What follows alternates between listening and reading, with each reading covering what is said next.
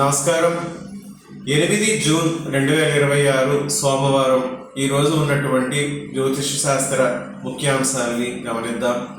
ఈరోజు పుష్యమి, అనురాధ మరియు ఉత్తరాభాద్ర ఈ జన్మ నక్షత్రాల్లో జన్మించిన వారికి అనుకూలంగా ఉండే రోజు.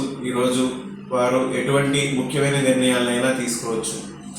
అశ్విని, భరణి, మఖ, పుబ్బ, పూర్వాషాఢ ఈ జన్మ నక్షత్రాల్లో జన్మించిన వారికి ఈరోజు అనుకూలమైన రోజు కాదు. వీరు ముఖ్యమైన నిర్ణయాలను కానీ, ప్రయాణాలను కానీ, ప్రయత్నాలను కానీ వాయిదా వేయడం మంచిది.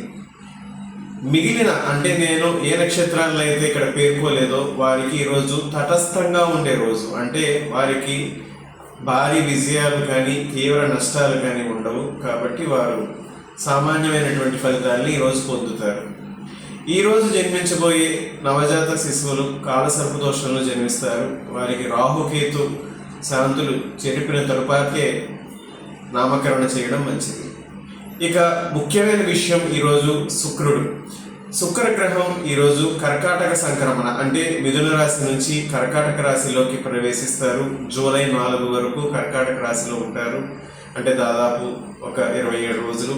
ఈ 27 రోజులు వివిధ రాశుల వారు ఏ ఫలితాలు పొందుతారు, ఏ విధమైనటువంటి ప్రతికూల అనుకూల ప్రభావాలు వివిధ రాశుల జాతకాలపై ఉంటాయని వినే ఒక వీడియోని నేను ఇంతకు ముందు కూడా రిలీజ్ చేశాను. దానిని మీరు నా యొక్క యూట్యూబ్ ఛానల్ డాక్టర్ అరవింద్ సిద్ధాంతి అనే నా యూట్యూబ్ ఛానల్లో మీరు మళ్ళీ పరిశీలించవచ్చు. దానిలో సూచించిన విధంగా మీరు పరిహారాలు ఏమైనా చేయాల్సి వస్తే చేయొచ్చు. ముఖ్యంగా వృశ్చిక, ధనుస్సు, అదేవిధంగా కుంభరాశి మరియు మీనరాశి, వృశ్చిక రాశి, ధనుర్రాశి, కుంభరాశి, మీనరాశి వీరికి అంత ఈ శుక్రుడి యొక్క సంక్రమణ కలిసి వచ్చేటటువంటి పరిస్థితులు కనిపించడం లేదు.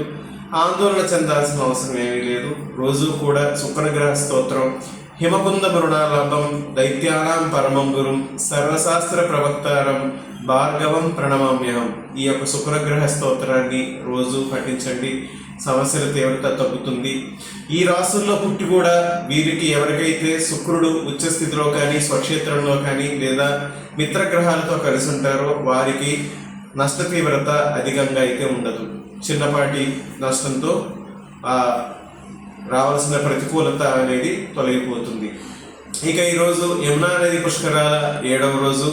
ఈరోజు రోహిణి, హస్త మరియు శ్రవణం ఈ యొక్క జన్మ నక్షత్రాల్లో జన్మించిన వారు పుష్కర స్నానం ఆచరించడానికి చాలా అనుకూలమైంది. అదే